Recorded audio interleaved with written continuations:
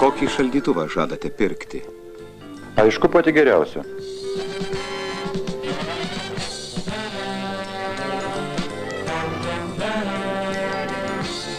Tai tikriausiai 117 snaigė.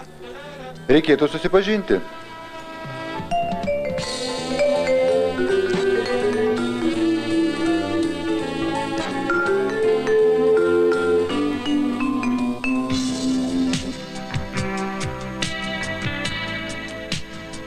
Alytus. Čia gimsta lietuviškos snaigės.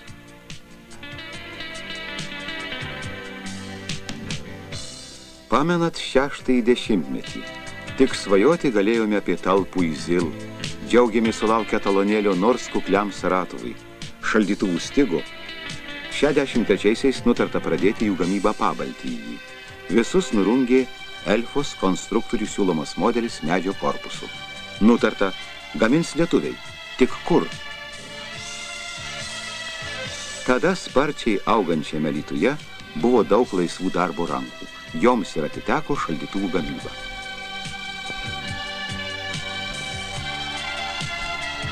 Dabar kiekvienas alytiškis žino tą aukštą pastatą miesto pakraštyje.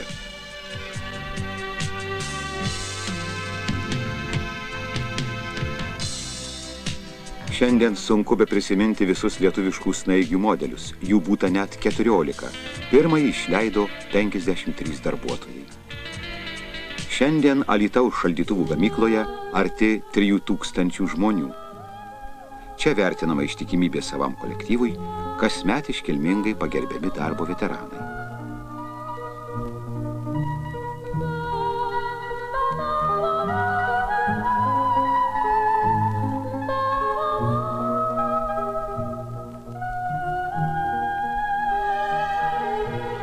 Kiekviena praėjusi diena jau istorija, jos nevalia pamiršti. Įsiklausykime į veteranų prisiminimus. Dabar man 42 metai, gamykloje pradėjau dirbti 17 metų. Pradėjau dirbti prieš 25 metus, čia aišku buvo gryni laukai, pradėjom nuovavo, reiškia, užkulisiuose buvom prie mašinų gamyklos. Atėjau dirbti į šaldytuvų gamyklą, baigęs Alytaus politechnikumą. Vėliau baigiau Kauno politechnikos institutą. Dabar dirbu šaldymo agregatų techninės kontrolės vyrmeistru.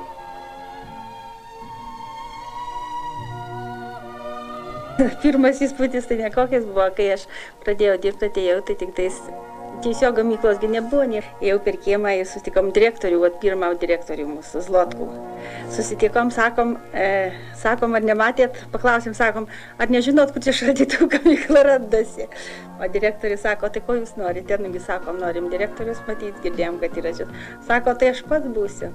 Nu ir paskui mes nuėjom, sako, tai eina mergaitės, mes dvi buvom. Dar viena mergaitė draugė mano tokia, jie buvo. Nu ir nuėjom mes pas direktorių, tai ėjom, jis mus įsivedė į tokį, buvo ten mašinų gamyklos turbūt sandėlys, kas ten. Nė grindų nieko nebuvo, taip jau visai buvo. Tai atsinešėjom stalą, tokį susieškojom, paprasčiausias sandėlys buvo. Net nebuvo patalpų, pačios gamyklos nebuvo, buvo tik tais mašinų gamyklos sandėlys. Ir tam sandėlį davė patalpas. Mes pradėjom nuo darbo stalų, kėdės gaminomės pradžioj, dar kad įsiruošti darbo vietas. Paskui po truputį darė cekas įrankius, jau reikėjo gaminti, aš specialybė buvo mano įrankininkas. Jau paskui pradėjau po truputį šaldytuvus leisti. Mediniai buvo tiesiog tik snaigė šaldytuvas, medinių korpusų. Pirmomis dienomis tai išeidavo ar po vieną šaldytuvą, tik ten, žinot, nebuvo nei patyrimo, buvo nei žmonės neapmokyti. Ta patį šaldytuvą rinko ir mokinosi kiekvienas. Valgydavom, buvo valgykla mašinų gamyklos, bet daugumoje savo lauknešėlį atsinešdavo visi. Sumuštinį kokį, duonos, arbatos, taip ir papietauju. Atlyginimai 180. Nugrimzdo praeitin pirmieji nesklandumai. Patobulėjo gamyba. Kuo pasižymi naujieji modeliai, gerbiamas direktoriau? Šaldytuvai turi gerą bruožą. Visų pirma, produktai šaldytuve nedžiūsta. Kaip dar dėja daugelį šaldytuvų, kurie anksčiau buvo išleidžiami, šis reiškinys buvo neišvengiamas. Antra gera savybė, sakyčiau, tai elektros energijos ekonomija, naudojant mūsų snaigę 117. Elektros energijos panaudojimas šiame šaldytuve atitinka europietiškus standartus, taip pat elektrosaugos reikalavimai atitinka šiuos standartus. Žymiai mažesnis šaldytuvo svoris, tas, žinoma, duoda didelę ekonominę naudą įmoniai, kadangi mažiau naudojama metalo, kitų medžiagų. Ir aš atėjau ir inžinierius sako, dirbsi šaldymo agregatų bare technologam. Parodė, tai buvo, kaip sako, 4 sienos ir lubos, daugiau nieko nebuvo. Visi buvo susirinkę, ką tik tai baigėm institutą ir politechnikumą. Nu ir pradėjom darbą, prasidėjo montažas, rinkom pirmuosius kompresorius į pirmąjį agregatą. Prieš pietus surinkom vieną agregatą, paleidom jį, padirbo porą minučių ir jau išėjo iš rikiuotės. Surinkom antrą, tas pasikartojo. Perpėm tą kompresorių, pažiūrėti, atidarėm kompresorių, pažiūrėti, dėl ko jisai nedirbam. Ir pasirodo, kad surinkėja kompresorių atvirkščiai surinko. Parodėmės jai, kaip reikia rinkti, surinkom ir viskas pradėjo eiti, viskas gerai ir prasidėjo gamyba.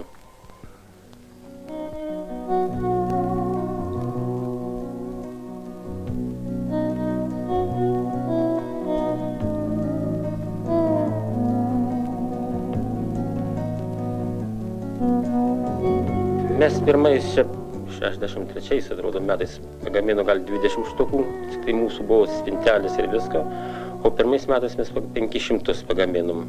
Trečiais 20, o jau 64 500 surinkom. O paskui jau planas jau augo. Perspektyva, sakyčiau, kad mūsų turėtų būti nebloga.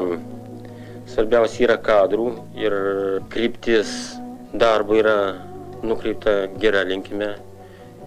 Ypatingai už kokybę sergama. Reikėtų dar technologiją pašlifuoti, kad galima, kaip sako, nebūt broko. Jeigu palyginsim nesiniai, prieš porą ar 3 metus pas mus broko buvo nemažai, tai dar mes jau beveik 2-3 sumažinome, kurie gaminiai šitie yra snaigė 15, pas mus broko vidaus labai mažai jau gaunasi, palyginus. Nei procentą nesikėk, būna atskirom dienom nuo 0,8, nesminiai brokai, bet jau tokias.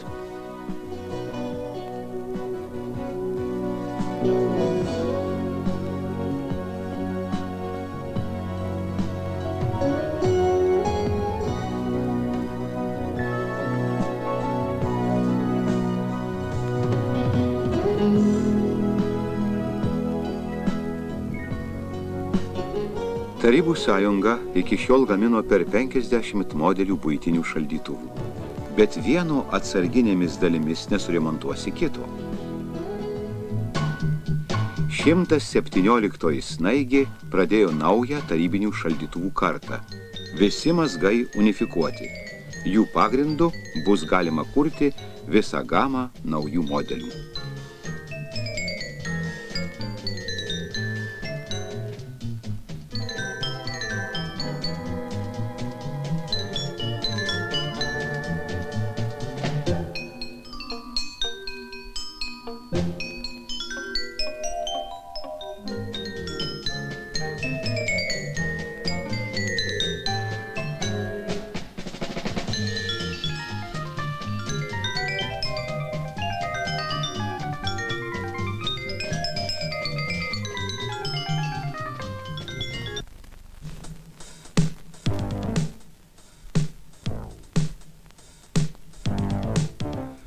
Pabodo metų metais medicinos įrangą primenantis baltų šaldytuvų sterilumas. Alytiškiai bene pirmieji ėmė spalvinti dureles. Kiekvienos šeimininkės akiai mielas spalvotos snaigės akcentas virtuvėje. O gamintojų fantazija nesenka. Maždaug po 10-15 metų sakyčiau, kad pasikeis stipriai šaldytuvas savo ir išvaizdą, ir konstrukciją, ir jo techniniais parametrais. Ir jie turėtų, pagal mane, ne vien kaip šaldytuvas būti, turėtų atlikti ir kitokias funkcijas, kaip ir šaldytuvas. Turėtų pas mus gali atsirasti ir ledų gamybos šaldytuvai, alaus baram, čia vaisim, kavinim.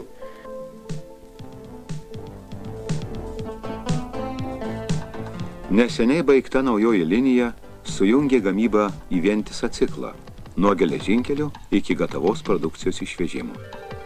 Šiandien kas 32 sekundės nuo konvejerio nueina snaigė.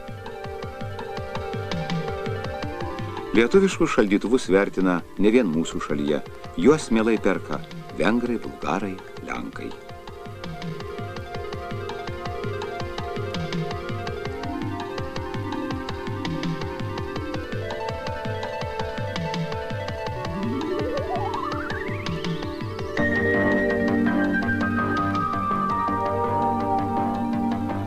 Keliauja snaigė net už vandenyno.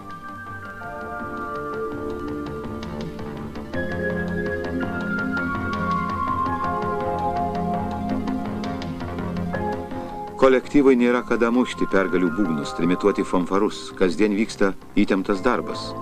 Bet kiekvienas jaučia, ką darome sau. Gal todėl ir ilsėtis mėgsta visi drauge, su šokiu daina mielai bendraudami. Tai irgi kolektyvo tradicija.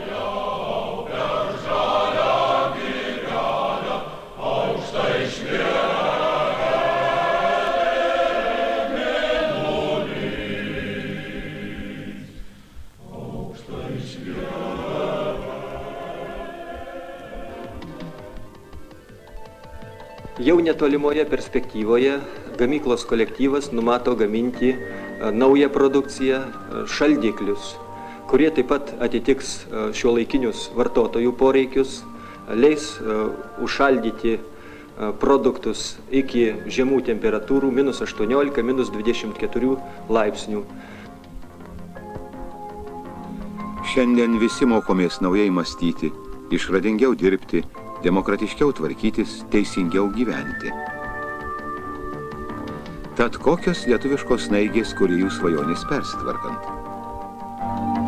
Norėčiau, kad žmonės sakytų tik teisybę, grynai vien teisybę. Norėčiau, kad didesnį dėmesį skirtų jaunimui, daugiau skirtų vadovaujančių postų, kad daugiau pasitikėtų mumis jaunimu ir viskas bus tvarkoje. Svajoju, kad gamyba būtų pilnai mechanizuota, moterys nedirbtų kenksmingose sąlygose ir kiekvienas snaigiškis turėtų atskirą butą. Tai yra mano pagrindinė svajonė. Norėčiau palinkėti, kad persitvarkymo metu popierių šūsnis būtų sumažintos iki minimumo, o kad žmogaus žodis taptų daugiau svaresnis negu kad popierio lapai. Aš noriu, kad žmonės mažiau šnekėtų, o daugiau dirbtų ir gerai. Mano svajonė, kad visi sumanymai mūsų dirbančiųjų būtų įgyvendinti, o jų yra daug. Taip pat, kad mūsų žmonės, mūsų kolektyvas galėtų būti savistovesnis, kad būtų galima pareikšti iniciatyvos daugiau. Ir taip pat norėčiau, kad mūsų snaigiečių kiltų gerovė ir dvasinis jų lygis.